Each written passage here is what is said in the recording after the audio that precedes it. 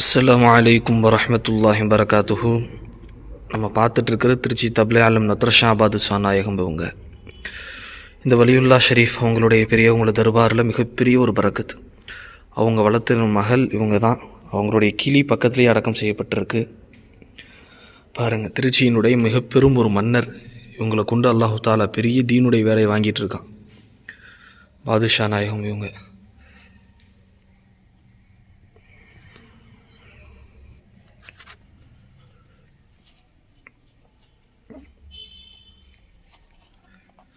பாதுஷா நாயகத்துடைய குர்ஆன் ஷரீஃப்.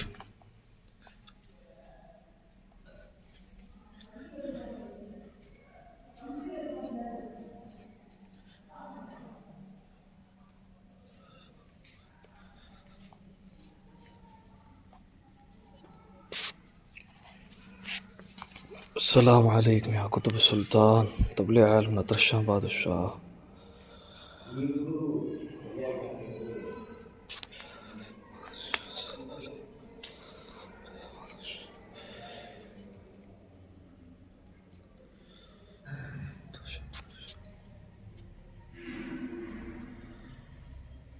இன்ஷா அல்லாஹ் எல்லோருக்கும் இங்கே வரக்கூடிய பாக்கியம் கிடைக்கணும்.